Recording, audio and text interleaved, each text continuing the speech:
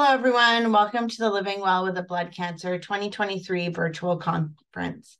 This is a one-of-a-kind conference addressing the unique needs of the blood cancer community and offers the latest information, tools, and resources to help support Canadians affected by blood cancer. The Leukemia and Lymphoma Society of Canada is proud to introduce today's presentation, Supporting Your Mental Health, the Importance of Self-Care. In this session, Dr. Mackenzie, Counsellor, holding PhD and RCC designations, will talk about the importance of self-care in maintaining mental, emotional, and physical health, as well as our relationships during diagnosis, treatment, and recovery. Before we begin, let me introduce myself. My name is Natasha Sani, and I'm the Community Service Lead for the BC and Yukon region with the LSC. I will be the moderator of this online event. During today's event, we invite you to type your questions and comments in the Q&A box of your Zoom webinar panel throughout the presentation. An LLSC staff member will monitor the questions and will answer some live at the end of the presentation. I'd like to remind you that due to the large number of participants and limited time, we may not be able to answer all your questions. Also note that our speaker cannot answer specific questions about a person's health history or status. If we do not get to your question during the live presentation, a community service lead in your region will contact you in the coming days. Today's presentation will be recorded, and therefore you can rewatch it again on our website. Are you looking for specific programs or resources but not sure where to find them? We are here to help. You can connect with the community service lead in your area to receive personalized assistance in finding answers to your questions and get connected to resources in your area. You can reach out to us by calling toll-free 1-833-222-4884. We invite you to visit our website, bloodcancers.ca. Our goal is to better serve the community and offer an improved experience. On our website, you can find tailored information, including downloadable worksheets where you can input your own information and keep a personal log. This includes our self-reflection journal and self-care plan. We also offer support programs, including virtual support groups and the First Connection Peer Support Program, where you can connect with other members of the blood cancer community. These virtual support programs provide a safe space for connection, sharing, and discussion. Visit our website, bloodcancers.ca, or connect with the community service lead in your area to learn more. Did you know the LSC has an app where you can track your symptoms and side effects and so much more? Well, you can now download the free Health Manager app to help better manage your blood cancer diagnosis. It includes medication reminders, meal planners, medication and side effect trackers, plus you can have shared caregiver access. This app is available for free download in Apple or Android devices. It is now time to introduce today's speaker, Dr. Mackenzie. Dr. Mackenzie is a registered clinical counselor providing online and in-person counseling services for people facing health conditions, illness, disability, or injury. He has also worked extensively in cancer care. His services help people adjust to health challenges, better manage symptoms, and improve their overall function and quality of life. Dr. Mackenzie often works with people around concerns related to their health, including stress, anxiety, depression, sleep, pain, and fatigue. He also helps people with developing coping skills, healthy lifestyles, grief and loss, and working with their treatment providers and personal relationships affected by illness. Thank you so much for being here today, Dr. Mackenzie. I'll pass it over to you. So Natasha, thanks so much for that wonderful introduction, and thank you so much to LLSC for inviting me. I just feel like this is an incredible opportunity. I've learned so much just in the past few months reviewing some of the talks that have been done at this conference in other years. So I'm really grateful, and it's a tremendous resource. So I'll just say a little bit about myself. So I'm in private practice in Sydney, British Columbia. And a lot of my work is really in the area of helping people that are going through some sort of an illness experience navigate those challenges. So really fortunate. I've been doing this for a while now, so about 20 years, both as a therapist and educator, and as a researcher. I'll say a little bit more about that in a second. And what I really do is an integration of counseling and psychotherapy, health coaching, and mind-body therapies. So in a previous life, before my family moved back to Canada, I was an associate professor of health behavior science at the University of Delaware. And in that capacity, I was academic director of a health coaching program and research director of my own mind body behavior lab. And a lot of the work that we did there was really in the area of wellness coaching for cancer survivors, and had some really interesting preliminary results in that area. I've got a bit of an interesting experience in terms of my PhD is actually in kinesiology and health and exercise psychology, and my master's is in counseling. So it's a bit of a different perspective, and you'll see a lot of what I share today is a little bit more from a behavioral perspective. So before we get going, I would just like to do a brief territory acknowledgement. So I'm really fortunate to live and work in the traditional Coast Salish territories of the Husainish peoples. This is a few shots of our welcome totem coming into our little town of Sydney, and a nice shot I was able to get one morning over the Salish Sea. So just feel very privileged to be here and grateful to be allowed here as a settler. So without further ado, let's just talk a little bit about blood cancer and cancer survivors. So, within Canada, we're seeing around 23,000 diagnoses a year. Some of the biggest increases in survival we're seeing at this time are in blood cancers, and those are largely due to improvements in treatment. So that all being said, it can be a really tough diagnosis, treatment, and recovery. And as survivors, so and with that, it can be really difficult in terms of health behavior change. So even when people are really motivated to make healthy lifestyle changes and to take care of themselves, due to the long-term effects of cancer and its treatment, can be incredibly challenging. Which kind of brings us to what we wanted to talk about today, was this whole notion of talking about self-care. So, and really viewing self-care not necessarily as a luxury, which I think sometimes is a belief, but really is a necessity. And I hope as we go through the talk today that you'll see some ample opportunity in terms of why we're so focused on self-care and its importance. So we can just start a little bit in terms of self-care and mental health. So really, being diagnosed with blood cancer is an incredibly stressful experience. It increases our worries and really can stretch our abilities to cope. And we often feel that we're on a roller coaster of thoughts and emotions. And we know that self-care is absolutely central to maintaining mental, emotional, and physical health, as well as the relationships around us during this time of diagnosis, treatment, and recovery. So this is essential stuff, and we'll talk a little bit more about that as we move along. In terms of the challenges that most people, or a lot of what I hear when people come in and chat to me that affect people's health and well-being, are things like just the rigors of cancer treatment, the uncertainty and waiting often for tests and results. People notice demonstrable physical and cognitive changes, challenging emotional and mental changes, issues around illness and identity. We talk about biographical interruptions. So after I've had this experience, kind of who am I? Who am I now, and who will I be? Navigating relationships that can be really complex, both within family, work, and our larger environments. And then oftentimes I hear a lot from people in terms of uncertainty and fear of recurrence. So LLSC does this beautiful job in terms of, and this is a great resource, their self-care plan, in terms of what is self-care, and what they offer is really this notion of the action that you take to maintain and improve your mental, emotional, and physical health, especially during times of stress, which is where we'll spend a lot of our time today. And the areas that they describe, really well are physical, mental, emotional, staying calm and self-regulating, and then this ability to really, garner support from others to get the help that we need.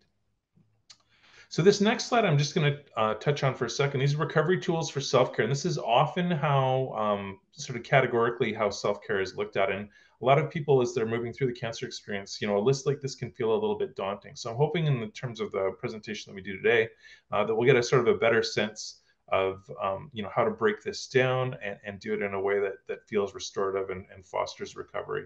And we'll do that largely from a stress management type perspective. So What is stress? It's really this tension that we feel in the face of real or perceived challenges. And those can be real in the moment, perceived in terms of things that are upcoming or in terms of our abilities to cope. And of course, stress isn't necessarily a bad thing. There's distress, which is negative, which is often what we think of. But there's also eustress, which is positive. So that's really, something that's, going to challenge us and we come out a little bit stronger at the other end. There's external stressors or internal stressors, and it's really this psychophysiological response what we're talking about when we're talking about stress response. So when we say physiological, it's just mind and body. So I'm going to give you a little bit of an overview background in terms of what this looks like in terms of stress physiology. And I think it's really important to make the comment for people that a lot of this stuff is really going on outside of our awareness. And until we sort of have an opportunity to sort of break it down like we're doing today, it's often happening outside of our awareness without a lot of control. So a lot of time we talk about a couple of different systems sort of occurring simultaneously within the autonomic nervous system. So there's our parasympathetic nervous system, and that's predominant during resting functions, so what we call rest and digest. And then there's our sympathetic nervous system, which is often called, fight or flight, but sometimes is actually fight, flight, and freeze. It can be a lot of things, and they work generally really, really well together. So you want a pretty good sympathetic nervous system function. It's really important. So the example I give here is, navigating an icy Canadian road. Good time to have an SNS that kicks in quickly, but we also want it to kick out once the event has sort of subsided, which, as we know, is really, really challenging when we're dealing with the stress of cancer diagnosis, treatment, and recovery. SNS we think of as short term, but long term SNS nervous system predominance can lead to a host of health problems. So here's what a typical stress response looks like, right? So, we have some sort of stressor that enters, our consciousness. There's some sort of alarm where we put up some resistance. We move to sort of some stage of exhaustions or resolution. We come back to some sort of state of homeostasis. Hopefully we get some good recovery in between, and then we test the system again. So this is sort of the traditional CELI model, but it's gotten a little bit more sophisticated over the years. And a lot of what we talk about now is this notion of allostatic load, which is really this wear and tear from adapting to stressors. So this is really where we have some sort of psychophysiological response. There is some sort of adaptation, but depending on our ability to adapt, we take on a little bit of load. So what we see is when people have significant allostatic load, like lots of wear and tear on the nervous system, we start to see in cancer survivors these kind of associations. So we see more cancer-related distress. We see, a more likelihood of a cancer history. In some cases, if we can keep it lower, we see the opposite. We see resilience, but we can also see sort of increased tumor pathology and increased cancer-specific mortality. So based on some of this really preliminary research, and you can see that a lot of this work in cancer is really in its early stages, some of the common thought and some of the wisdom that's emerging now is that for patients with higher allostatic load, that in itself is a place that we can intervene to reduce all-cause and cancer-specific mortality. And that's kind of what we'll talk about today. So just one more time. This is what we hope happens. There's a stressor happens. We muster what we need to meet the stressor. It shuts off, and then there's a period of recovery. So this is sort of our best case scenario.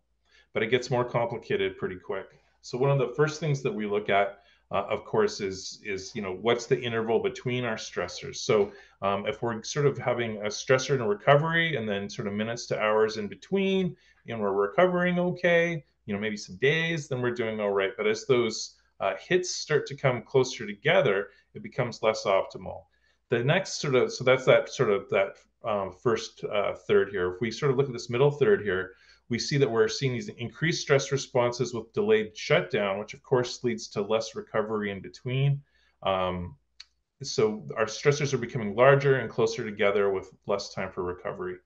And then our final thing when we're sort of moving into this chronic stress is we just tend to stay really, really elevated, and we don't get a lot of recovery in at all. And this is where we start to take on significant wear and tear in our system. So another way of looking at this that I think is helpful is, when we start to see repeated hits to the system that we're not recovering from, that creates its own challenges. When we see like a lack of adaptation, where we're not recovering between stressors, so you can see here, normal adaptation, we see that reduces over time. Lack of adaptation, we're just continuing on. That creates increased allostatic load. When we see what we call a prolonged stress response, where our body goes, you know what, like this is happening all the time, we're just going to stay really elevated. And that's what we would see with a prolonged stress response. So sometimes when people are having a hard time winding down, having difficulty sleeping, feeling like they're always going kind of a mile a minute, feeling sort of hyper vigilant, this is where we see a prolonged stress response. And of course, a prolonged stress response is an inadequate stress response. And as we are less and less able to take care of the stressors in our lives, we get more wear and tear on the system. Okay. So from a cancer perspective, we often think of the cancer journey as being considered repeated hits.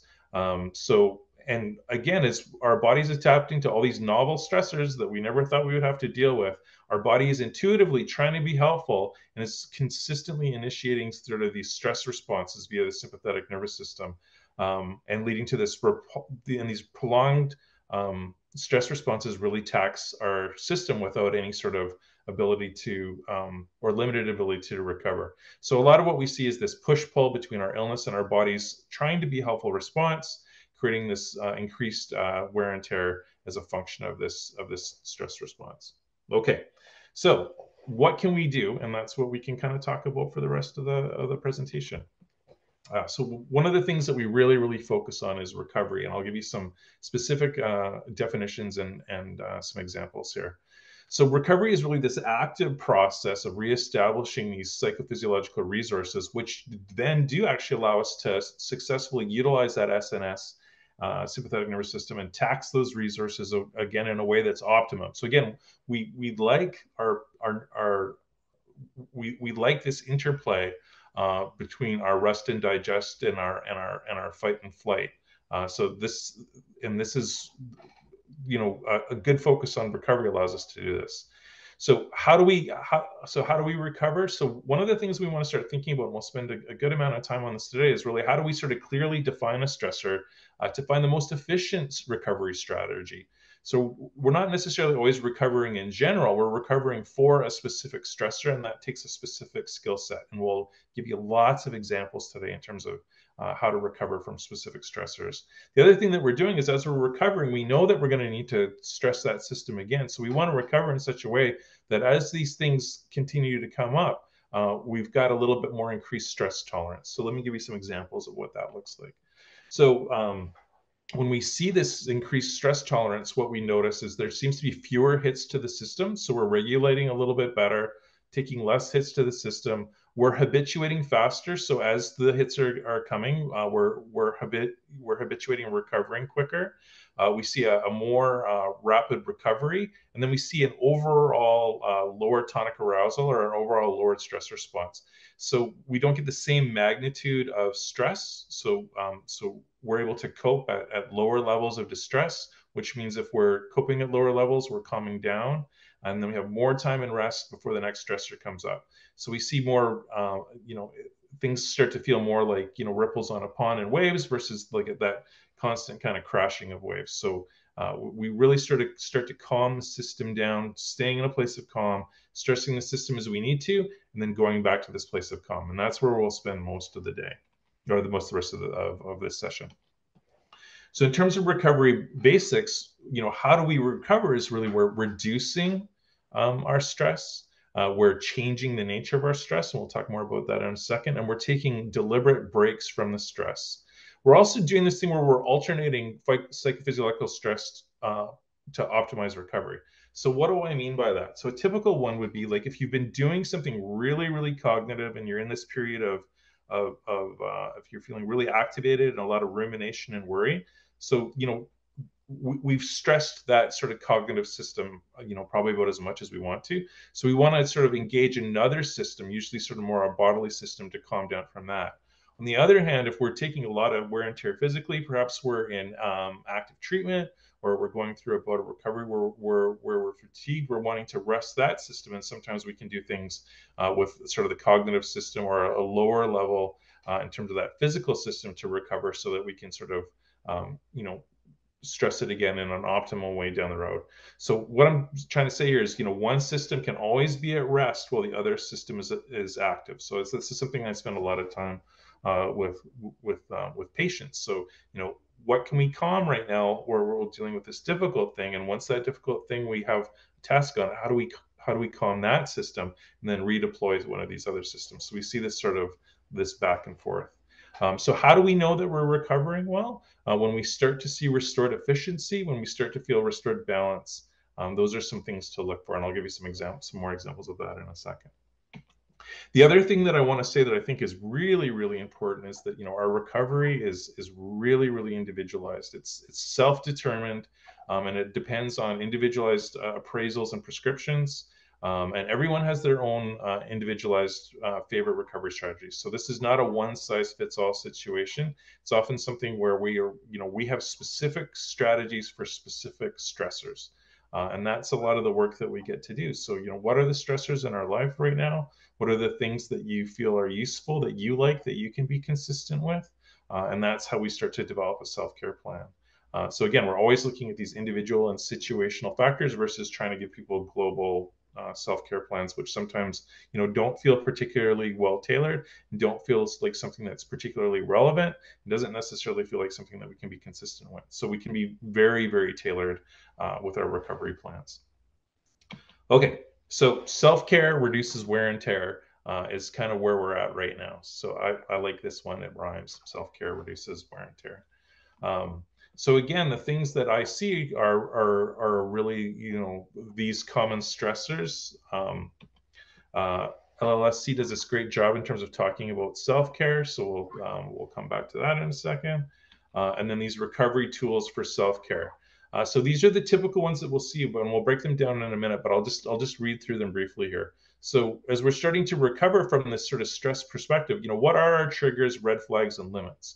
So, what are the things that we can do to really start to reduce those stress response right from the get-go?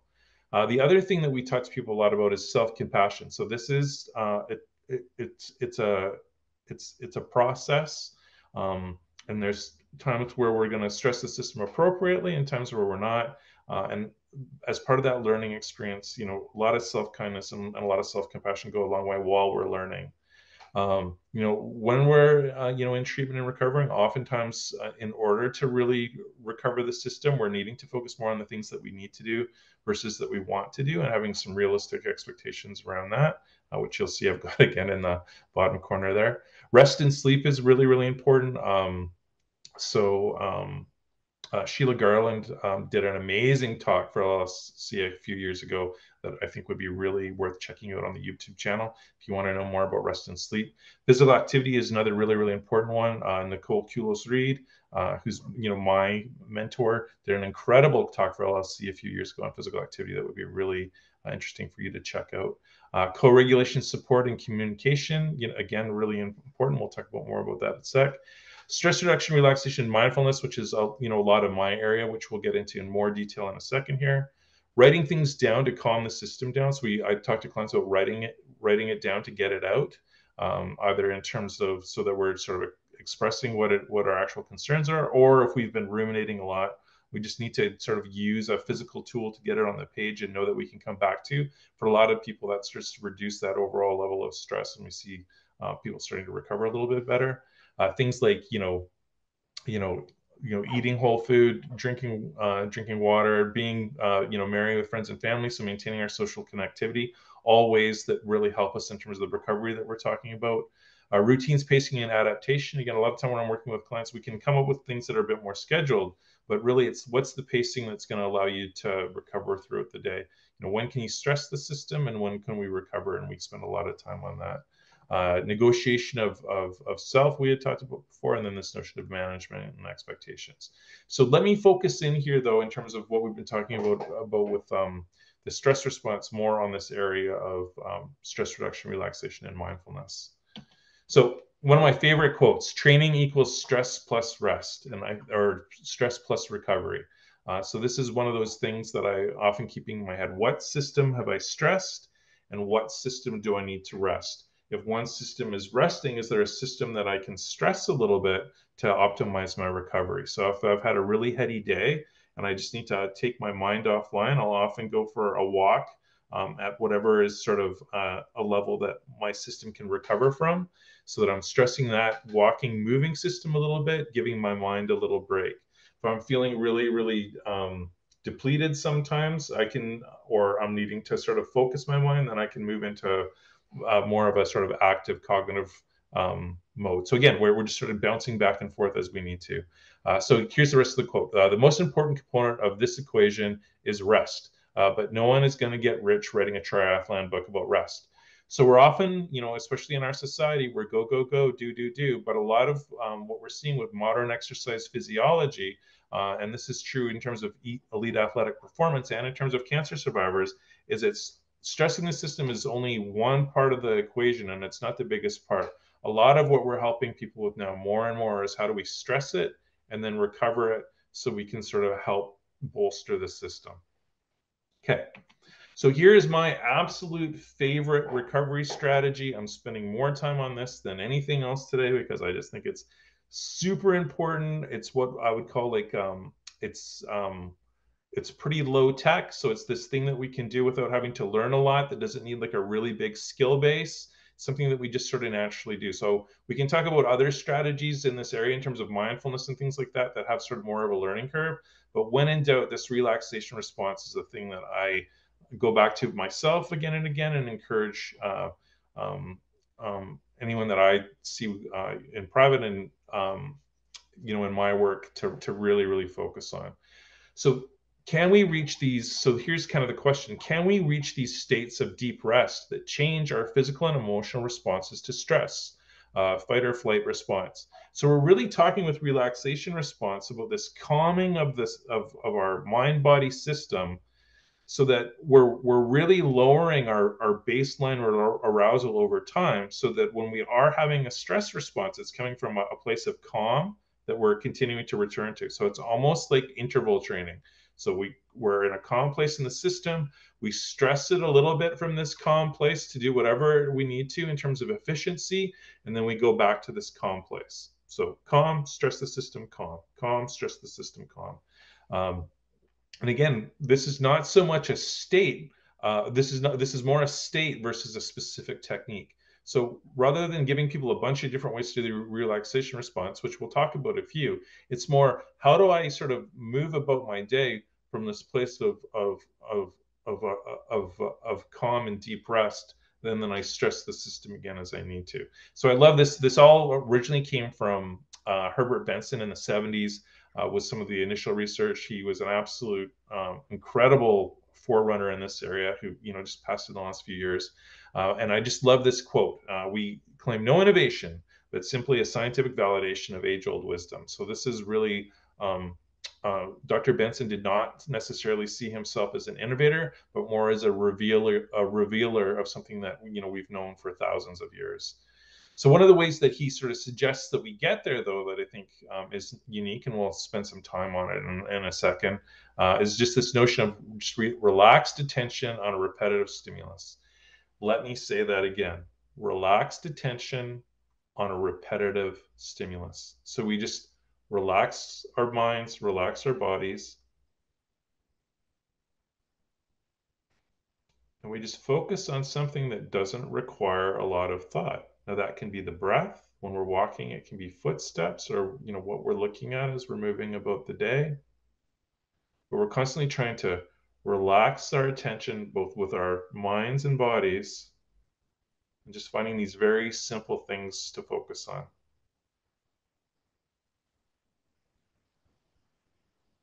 So what we notice with this state is that it really improves health, it improves wellness, quality of life, and actually performance. It allows us to, if we can do this, we can actually stress the system more or more efficiently down the road. So this creates a great, what we would talk about in terms of like an attentional cognitive mind-body base from which the relaxation response and the stress response become optimized.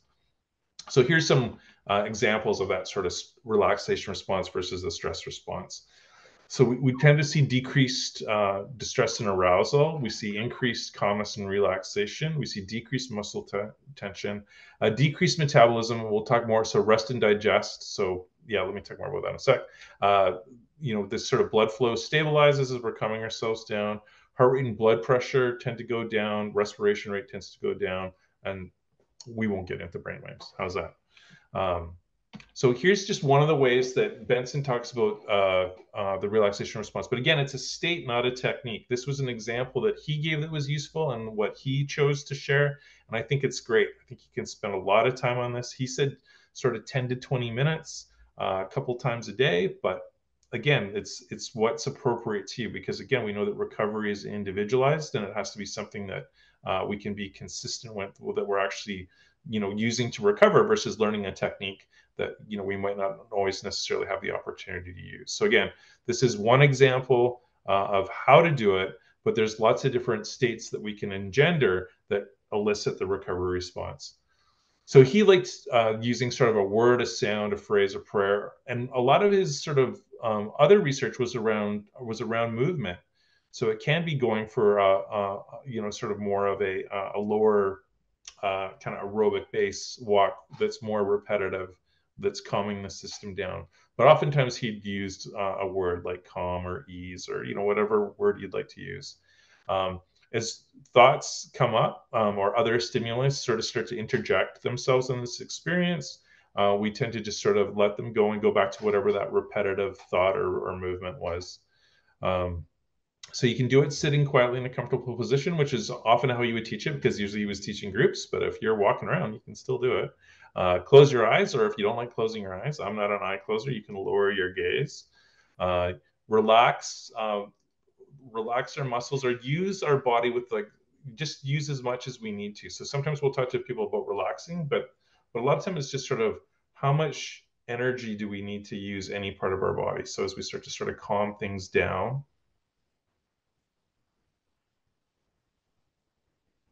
just using the least amount of energy to maintain the breath, maintain focus, maintain posture. So it shouldn't necessarily be like a really heavy feeling. It's more kind of this light, efficient, relaxed feeling. And again, we're not doing anything particular with the breath here. Generally, breathing through the nose if we can. And just in a way that feels relaxed. So sometimes our pace will be a little bit quicker. Sometimes our pace will be a little bit slower. Again, it's the natural breath in this moment for you in a way that just feels relaxed. No right or wrong. If your mind wanders off, or if you need to cut it short, that's fine. No problem. We just sort of have to take this oh well attitude, get a little curious where our mind went, which we'll talk about in a second, and then just go back to this slow, relaxed state.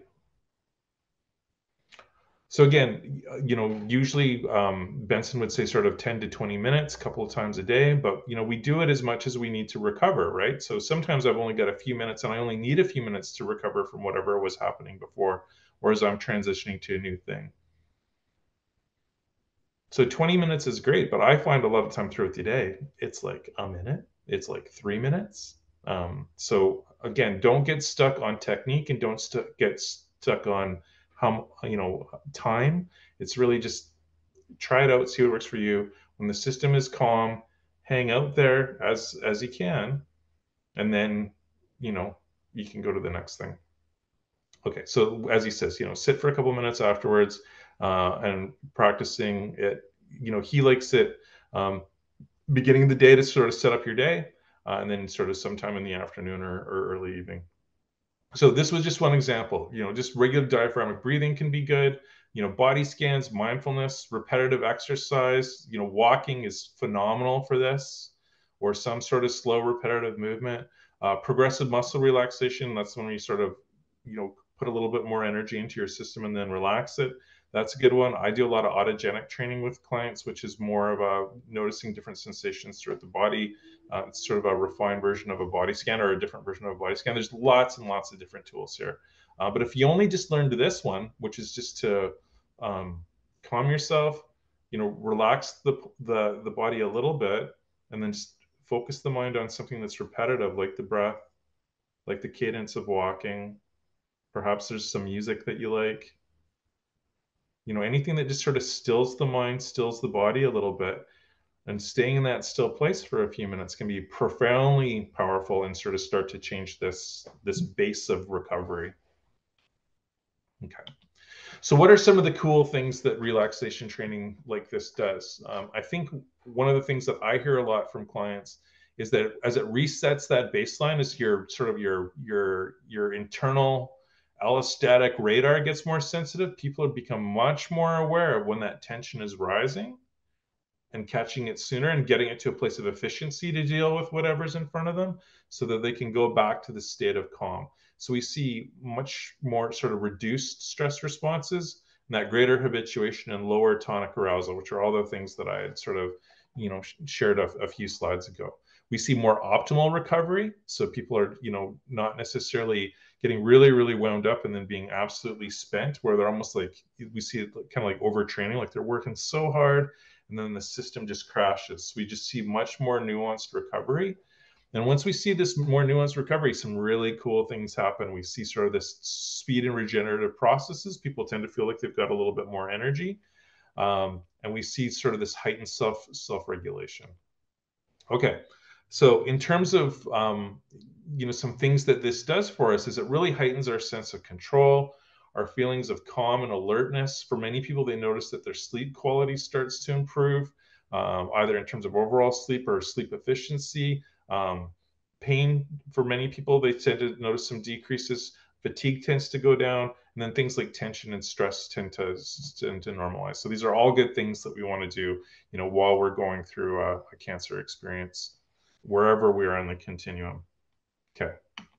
So I've been saying it's really, really personalized. So this is the piece that I think for many people are the things we want to think about as we're putting together sort of a self-care plan using these principles. Sometimes we need a little bit of support around this. So you can jot this down for yourself. Like, if you were to rate your level of distress right now, let's back up. So let's write down the things that we're feeling really, really challenged with right now. So whatever that can be, sort of treatment related, recovery related. It might have nothing to do with your cancer experience. People have cancer experiences, but they're still parents. They're often caregivers to older parents. They're oftentimes still working, engaging in life. All sorts of things continue to happen regardless of our experience of illness. So sometimes I'll have clients just sort of jot down the few of the things that people are finding really difficult in their lives right now. And then we'll go through and we'll just kind of rate your distress on a scale of 1 to 10. Like, where is this for you right now? And we sort of get a good sense of where they're kind of coping okay and where are the places where they probably need some support. And then when we start to look at relaxation recovery, we can start to develop some really tangible, personalized goals in terms of how we want to start to utilize these tools. Then the other thing we want to look at is we don't want to pretend that learning these skills occur in a vacuum. People are really, really busy and have all sorts of things going on in their life, and they don't want self-care, relaxation, recovery to just feel like one more thing. So oftentimes we're talking to people about, like, if we were to do something in the day, where would this fit and what would we use it for? And we can get really, really, nuanced with a plan and introduce it in simple ways that are helpful to people. So again, begin with simple techniques to increase the probability of experiencing this relaxation response. Okay. So here's a great example I use all the time with people in terms of how another way to do this experience, and it's called the RAIN technique. Tara Brock is sort of known for using this. Joan Halifax is a proponent of this. Judson Brewer is a proponent of this. There's a number of people that are proponents of this. I think it's a great technique. So let's just do it together. So as I'm oftentimes trying to sort of figure out what to do next in my life, I'll do my relaxation response, but I'll use this RAIN technique because I find it helpful. So I'll relax, I'll calm myself down, and I'll just kind of notice what's going on. What are the sensations of my body? What am I feeling? If my emotions are activated, or if I'm, feeling fatigued, and then sort of where's my mind going? And I'll just kind of hang out like an observer, like I'm kind of watching the Mike, but my name is Mike, watching the Mike movie, and just sort of see for a second, okay, so what's going on? How's Mike feeling? What's going on in his body? What's he thinking? And then I don't kind of cut those off, but usually if I sit down, long enough for a few minutes, those feelings kind of tend to come and go. And that in itself can be kind of telling. And at that point, then I'll inquire with a little bit of curiosity, like, okay, so this is how you're feeling. These are the things that are kind of coming up as we sit here for a couple of minutes. So, what are the things that are going to be helpful to you from a recovery perspective in this moment? And then I'll often shift into sort of some self-care. So sometimes it's like, oh man, I just got to move my body here for a bit. Or, you know what? Now I really do need to send that email or make that phone call, or, whatever the sort of the action item is that I need to do, that I can sort of get it done, stress my system a little bit so I can go back to this place of rest and calm. So I'm, again, just sort of moving throughout the day, kind of in this like neutral mode. Stress the system, come back, stress the system, come back. Sometimes I'll stress it really, really hard, oftentimes from a physical activity perspective. Then I calm the system down. So RAIN is this beautiful acronym for, relaxing and recognizing what's going on. And A is the sort of allowing, accepting these things and letting them come and go in our body. I is the sort of inquire and investigation with curiosity. Hey, like what's actually going on here? Without a lot of dialogue, I'm just kind of watching and going, isn't that interesting? And then this last one, sometimes you hear it called note and nurture. So just showing some kindness to yourself, being able to describe what's going on for yourself, and then being able to nurture yourself in this place of recovery and relaxation. So I feel like when we do these things, when we start to understand kind of what recovery is in this area of stress and recovery, where we know where relaxation response kind of sets this foundation and can be kind of the antidote to a sustained stress response, and use a mode of requirely like RAIN. Like, so we've got three tools here. We've developed some new knowledge. We've got this relaxation strategy. We've got this new place of inquiry. Then some of this stuff feels less daunting. Then we can kind of pick the things that we need to work on. Maybe the thing that I'm really focused on is like, you know what, I do this, I calm myself down, and I know that I need to be moving a little bit more. Or you know what, I really need to be resting a bit more. And to do that, I need to, develop some pacing strategies, or I need to reach out to somebody to help me. Or you know what, as I calm myself down, my mind always goes back to this thing. So that's the thing that I'm going to write down. So again, once we sort of calm the system, relax the system, then some of this other self-care stuff doesn't frankly seem as daunting. So sometimes in our treatment recovery sort of experience, trying to do these things for ourselves can seem as stressful as our active treatment. So if we calm the system down, these things become again what they were supposed to be, which is an aid to our health and well-being, both ourselves and our family and friends and our community around us. So I just offer this as a different sort of a paradigm for how we we might do some of this work as we're moving through our cancer journey. Okay, what's going on here? There we go. Ideal recovery. So again, the notion is that we're just using these very specific mechanisms that are effective to recover, right? And we don't need to recover from everything all at once. We just sort of take them as they come, as they're eliciting this stress response. And we sort of tackle that one, calm the system, move to the next one. If they're coming a lot, then a lot of the time what we want to go back to is just baseline, calming the system down as a whole. And then we can kind of start to pick and choose a little bit. So again, we do not want to do high quantity recovery activities. We want, we don't want to do all 12 things at once. We just want to do sort of higher quality, well-matched and individualized approach to recovery. For most people, this feels more achievable, doable, sustainable, things that they can be consistent with, individualized, tends to keep the motivation up. And we're always moving back to this place of calm after we've stressed the system, which can be so rewarding.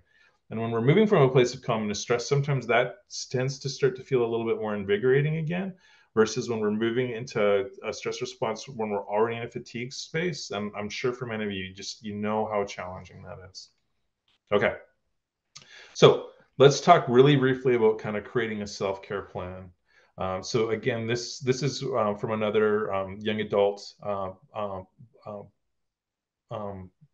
manual for blood cancer, but I thought that they did just a great job of laying this out.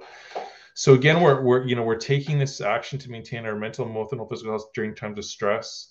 And when the distress comes, we're moving now from this place of compassion and care and a recovery focus. So we're doing things always from this notion of, how do we sort of move that mode up, that affect up, feeling a little bit more either calm in our body, or if our energy is coming up versus anxious, we're feeling more energized versus this sort of tense, tired, right? So we sort of want energized and calm versus tense and tired. And we could talk about that more another time. So really, it's that place where we want to start to set some goals from and consciously make time for self-care versus feeling like we have to do everything at once to take care of ourselves. Okay, so how do we do it? Just so I love this quote. I know what I need to do. I just have trouble doing it. So a lot of time what we're doing is, in a day is just what are these small manageable things that we need to do? What are the sort of some simple new behaviors that we might need to do? And, today we focused a lot on this sort of recovery relaxation continuum.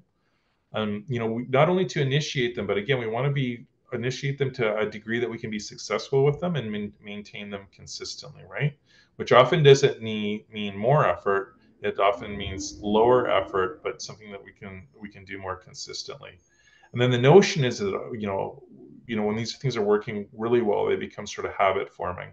And you'll find if you give yourself an opportunity, and I really would encourage you to, when we're working with these recovery relaxation strategies, as we start to calm the system down and just focus on relaxing and this sort of repetitive, um, whether it's a sensation of the breath or movement, and sort of simplify what our mind's dealing with.